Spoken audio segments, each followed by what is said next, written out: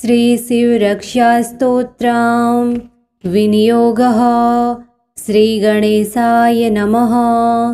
चरित्रं देवदेवेश्य महादेवस्य पावनाम् अपारं परमोदारं चतुर्वर्गस्य साधनां गौरीविनायकोपेतां पञ्चवक्त्रं त्रिनेत्रकां शिवं ध्यात्वा दशभुजं शिवरक्षा पठेन्नरः। गङ्गाधरः शिरः पातु भालम् अधेन्दुशेखरः। नयने मदनध्वंसी कर्णो सर्पविभूषण।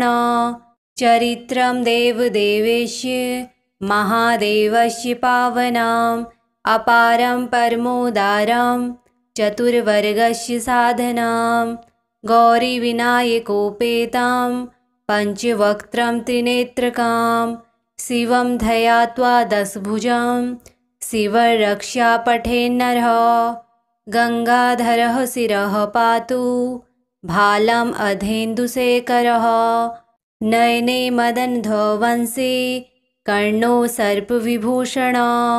चरित्रं देवदेवेश्य महादेवस्य पावनाम् अपारं परमोदारं चतुर्वर्गस्य साधनां गौरीविनायकोपेतां पञ्चवक्त्रं त्रिनेत्रकां शिवं ध्यात्वा दशभुजं शिवरक्षा पठेन्नरः। गङ्गाधरः शिरः पातु भालम् अधेन्दुशेखरः। नयने मदनध्वंसी कर्णो सर्पविभूषण। चरित्रं देवदेवेश्य महादेवस्य पावनाम् अपारं परमोदारं चतुर्वर्गस्य साधनां गौरीविनायकोपेतां पञ्चवक्त्रं त्रिनेत्रकां शिवं ध्यात्वा दशभुजं शिवरक्षा पठेन्नरः। गङ्गाधरः शिरः पातु भालम् अधेन्दुशेखरः। नयने मदनध्वंसी कर्णो सर्पविभूषण। चरित्रं देवदेवेश्य महादेवस्य पावनाम् अपारं परमोदारं चतुर्वर्गस्य साधनां गौरीविनायकोपेतां पञ्चवक्त्रं त्रिनेत्रकां शिवं ध्यात्वा दशभुजं शिवरक्षा पठेन्नरः। गङ्गाधरः शिरः पातु भालम् अधेन्दुशेखरः। नयने मदनध्वंसी कर्णो सर्पविभूषण।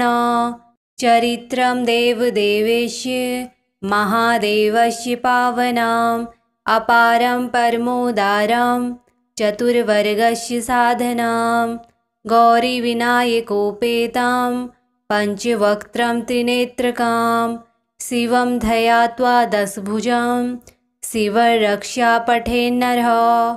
गङ्गाधरः शिरः पातु भालम् अधेन्दुशेखरः। नयने मदनध्वंसी कर्णो सर्पविभूषण। चरित्रं देवदेवेश्य महादेवस्य पावनाम् अपारं परमोदारं चतुर्वर्गस्य साधनां गौरीविनायकोपेतां पञ्चवक्त्रं त्रिनेत्रकां शिवं ध्यात्वा दशभुजं शिवरक्षा पठेन्नरः। गङ्गाधरः शिरः पातु भालम् अधेन्दुशेखरः। नयने मदनध्वंसी कर्णो सर्पविभूषण। चरित्रं देवदेवेश्य महादेवस्य पावनाम् अपारं परमोदारं चतुर्वर्गस्य साधनां गौरीविनायकोपेतां पञ्चवक्त्रं त्रिनेत्रकां शिवं ध्यात्वा दशभुजं शिवरक्षा पठेन्नरः। गङ्गाधरः शिरः पातु भालम् अधेन्दुशेखरः। नयने मदनध्वंसी कर्णो सर्पविभूषण।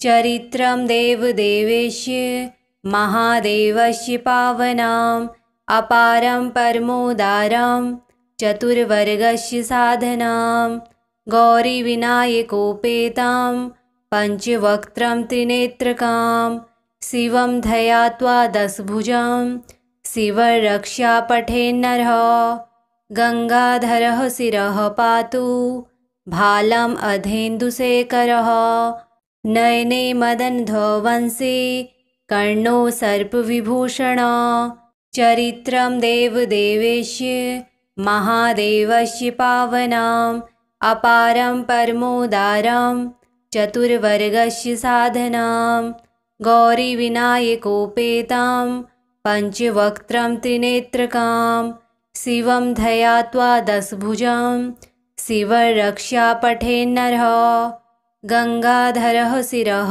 पातु भालम् अधेन्दुशेखरः नयने मदन्धवंशी कर्णो सर्पविभूषण चरित्रं देवदेवेश्य महादेवस्य पावनाम् अपारं परमोदारं चतुर्वर्गस्य साधनां गौरीविनायकोपेतां पञ्चवक्त्रं त्रिनेत्रकां शिवं ध्यात्वा दशभुजं शिवरक्षा पठेन्नरः गङ्गाधरः शिरः पातु भालम् अधेन्दुशेखरः नयने मदन्धवंशी कर्णो सर्पविभूषण चरित्रं देवदेवेश्य महादेवस्य पावनाम् अपारं परमोदारं चतुर्वर्गस्य साधनां गौरीविनायकोपेतां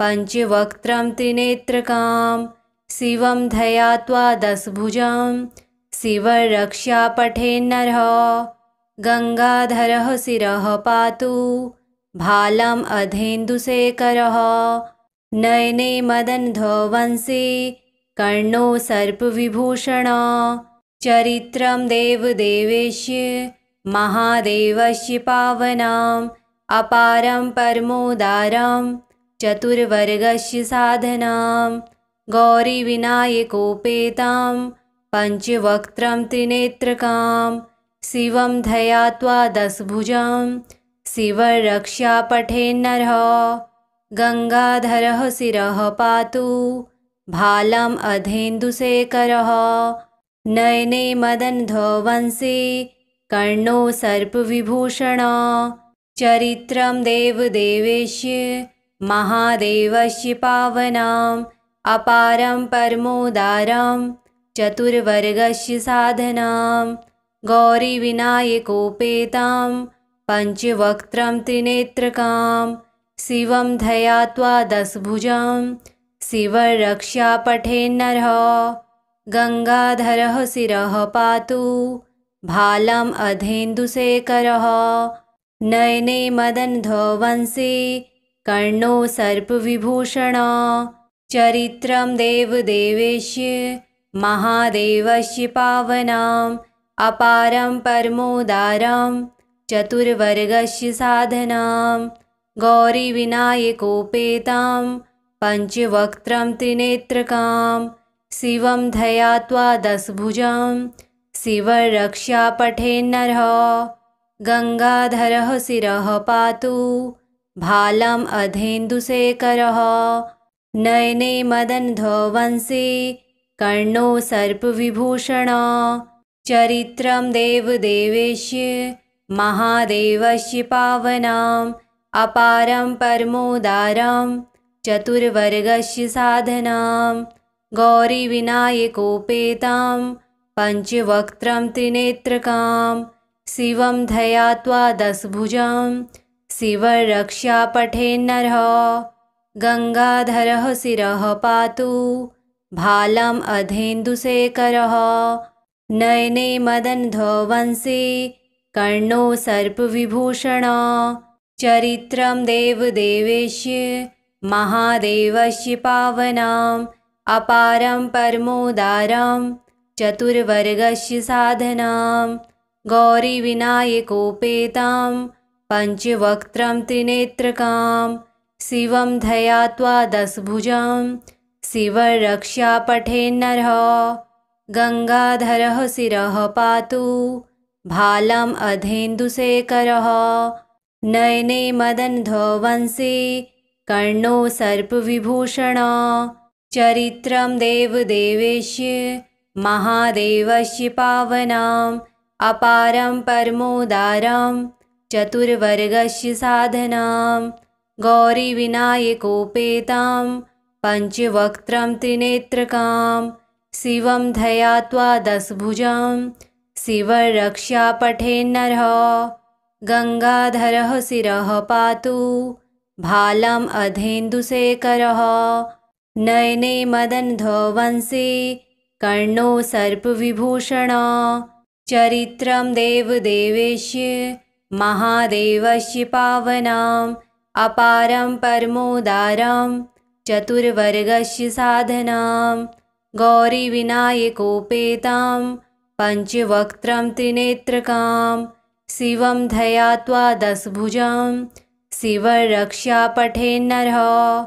गङ्गाधरः शिरः पातु भालम् अधेन्दुशेखरः। नयने मदन्धवंशी कर्णो सर्पविभूषण। चरित्रं देवदेवेश्य महादेवस्य पावनाम् अपारं परमोदारं चतुर्वर्गस्य साधनां। गौरीविनायकोपेतां पञ्चवक्त्रं त्रिनेत्रकां शिवं ध्यात्वा दशभुजं शिवरक्षा पठेन्नरः। गङ्गाधरः शिरः पातु भालम् अधेन्दुशेखरः। नयने मदन्धवंशी कर्णो सर्पविभूषण। चरित्रं देवदेवेश्य महादेवस्य पावनाम् अपारं परमोदारं चतुर्वर्गस्य साधनां। गौरीविनायकोपेतां पञ्चवक्त्रं त्रिनेत्रकां शिवं ध्यात्वा दशभुजं शिवरक्षा पठेन्नरः। गङ्गाधरः शिरः पातु भालम् अधेन्दुशेखरः। नयने मदन्धवंशी कर्णो सर्पविभूषण। चरित्रं देवदेवेश्य महादेवस्य पावनाम् अपारं परमोदारं चतुर्वर्गस्य साधनां। गौरीविनायकोपेतां पञ्चवक्त्रं त्रिनेत्रकां शिवं ध्यात्वा दशभुजं शिवरक्षा पठेन्नरः। गङ्गाधरः शिरः पातु भालम् अधेन्दुशेखरः। नयने मदन्धवंशी कर्णो सर्पविभूषण। चरित्रं देवदेवेश्य महादेवस्य पावनाम् अपारं परमोदारं चतुर्वर्गस्य साधनां। गौरीविनायकोपेतां पञ्चवक्त्रं त्रिनेत्रकां शिवं ध्यात्वा दशभुजं शिवरक्षा पठेन्नरः। गङ्गाधरः शिरः पातु भालम् अधेन्दुशेखरः। नयने मदन्धवंशी कर्णो सर्पविभूषण। चरित्रं देवदेवेश्य महादेवस्य पावनाम् अपारं परमोदारं चतुर्वर्गस्य साधनां। गौरीविनायकोपेतां पञ्चवक्त्रं त्रिनेत्रकां शिवं ध्यात्वा दशभुजं शिवरक्षा पठेन्नरः। गङ्गाधरः शिरः पातु भालम् अधेन्दुशेखरः। नयने मदन्धवंशी कर्णो सर्पविभूषण। चरित्रं देवदेवेश्य महादेवस्य पावनाम् अपारं परमोदारं चतुर्वर्गस्य साधनां। गौरीविनायकोपेतां पञ्चवक्त्रं त्रिनेत्रकां शिवं ध्यात्वा दशभुजं शिवरक्षा पठेन्नरः। गङ्गाधरः शिरः पातु भालम् अधेन्दुशेखरः।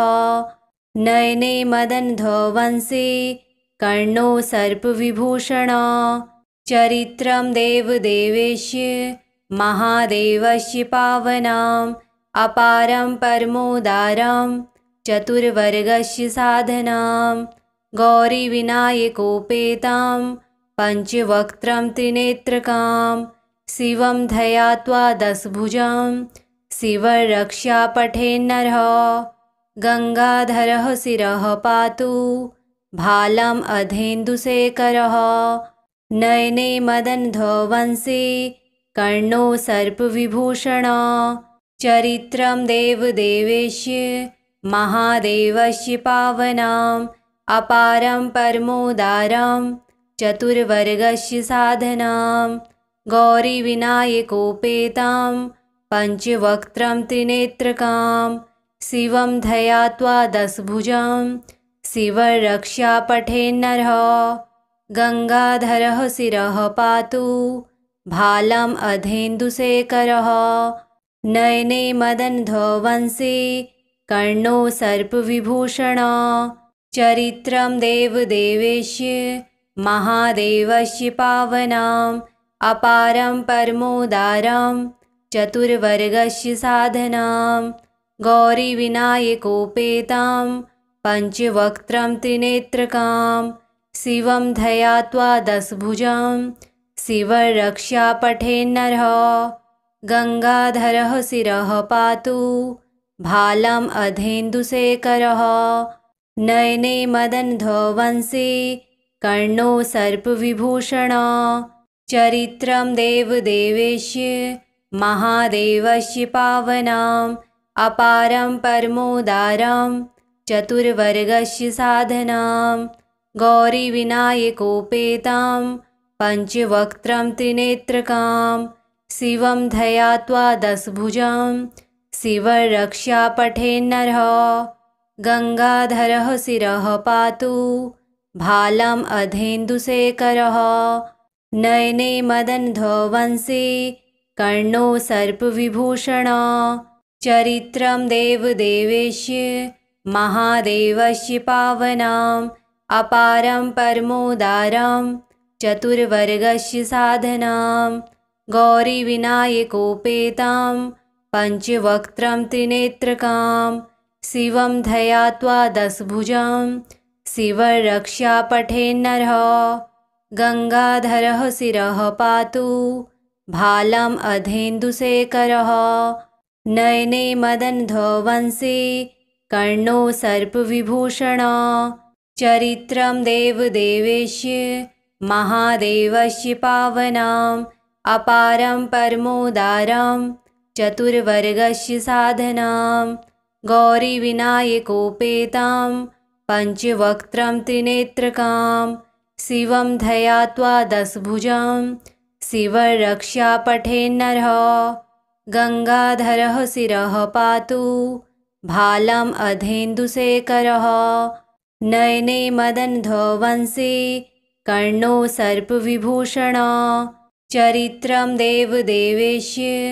महादेवस्य पावनाम् अपारं परमोदारं चतुर्वर्गस्य साधनां गौरीविनायकोपेतां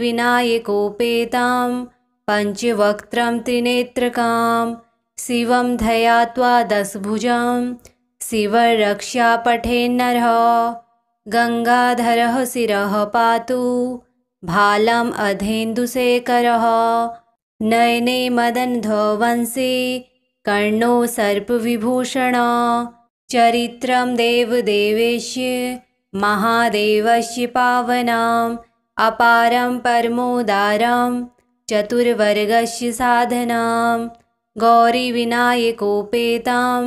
पञ्चवक्त्रं त्रिनेत्रकां शिवं ध्यात्वा दशभुजं शिवरक्षा पठेन्नरः गङ्गाधरः शिरः पातु भालम् अधेन्दुशेखरः नयने मदन्धवंशी कर्णो सर्पविभूषण चरित्रं देवदेवेश्य महादेवस्य पावनाम् अपारं परमोदारं चतुर्वर्गस्य साधनां गौरीविनायकोपेतां पञ्चवक्त्रं त्रिनेत्रकां शिवं ध्यात्वा दशभुजं शिवरक्षा पठेन्नरः गङ्गाधरः शिरः पातु भालम् अधेन्दुशेखरः नयने मदन्धो वंशी कर्णो सर्पविभूषणः चरित्रं देवदेवेश्य महादेवस्य पावनाम् अपारं परमोदारं चतुर्वर्गस्य साधनां गौरीविनायकोपेतां पञ्चवक्त्रं त्रिनेत्रकां शिवं ध्यात्वा दशभुजं शिवरक्षा पठेन्नरः गङ्गाधरः शिरः पातु भालम् अधेन्दुशेखरः नयने मदन्धो वंशी कर्णो सर्पविभूषणः चरित्रं देवदेवेश्य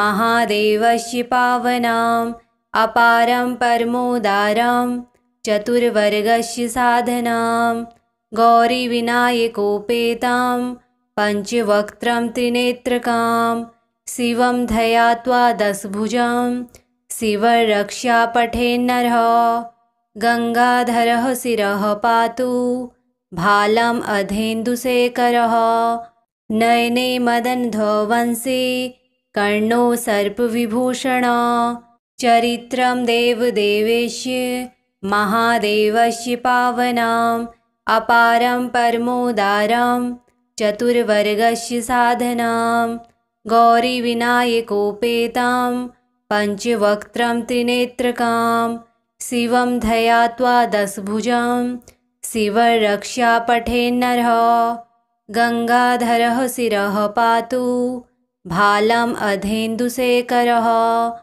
नयने मदन्धो वंशी कर्णो सर्पविभूषणः चरित्रं देवदेवेश्य महादेवस्य पावनाम् अपारं परमोदारं चतुर्वर्गस्य साधनां गौरीविनायकोपेतां पञ्चवक्त्रं त्रिनेत्रकां शिवं ध्यात्वा दशभुजं शिवरक्षा पठेन्नरः गङ्गाधरः शिरः पातु भालम् अधेन्दुशेखरः नयने मदन्धो वंशी कर्णो सर्पविभूषणः चरित्रं देवदेवेश्य महादेवस्य पावनाम् अपारं परमोदारं चतुर्वर्गस्य साधनां गौरीविनायकोपेतां पञ्चवक्त्रं त्रिनेत्रकां शिवं ध्यात्वा दशभुजं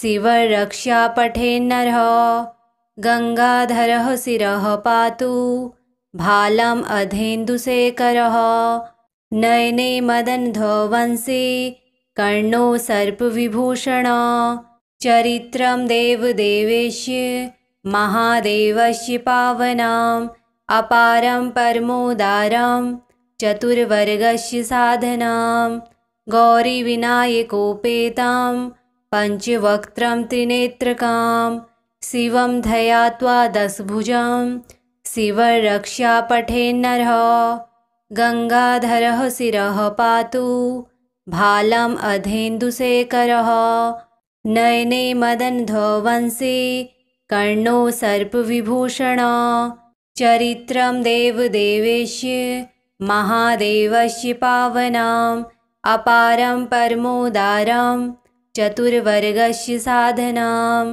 गौरीविनायकोपेतां पञ्चवक्त्रं त्रिनेत्रकां शिवं ध्यात्वा दशभुजं शिवरक्षा पठेन्नरः गङ्गाधरः शिरः पातु भालम् अधेन्दुशेखरः नयने मदन्धो वंशी कर्णो सर्पविभूषणः चरित्रं देवदेवेश्य महादेवस्य पावनाम् अपारं परमोदारं चतुर्वर्गस्य साधनां गौरीविनायकोपेतां पञ्चवक्त्रं त्रिनेत्रकां शिवं ध्यात्वा दशभुजं शिवरक्षा पठेन्नरः गङ्गाधरः शिरः पातु भालम् अधेन्दुशेखरः नयने मदन्धो वंशी कर्णो सर्पविभूषणः चरित्रं देवदेवेश्य महादेवस्य पावनाम् अपारं परमोदारं चतुर्वर्गस्य साधनां गौरीविनायकोपेतां पञ्चवक्त्रं त्रिनेत्रकां शिवं ध्यात्वा दशभुजं शिवरक्षा पठेन्नरः गङ्गाधरः शिरः पातु भालम् अधेन्दुशेखरः नयने मदनध्वंसी कर्णो सर्पविभूषण चरित्रं देवदेवस्य महादेवस्य पावनाम् अपारं परमोदारं चतुर्वर्गस्य साधनां गौरीविनायकोपेतां पञ्चवक्त्रं त्रिनेत्रकां शिवं ध्यात्वा दशभुजं शिवरक्षा पठेन्नरः गङ्गाधरः शिरः पातु भालम् अधेन्दुशेखरः नयने मदनध्वंसी कर्णो सर्पविभूषण। श्रीशिवरक्षास्तोत्रम् सम्पूर्णम्।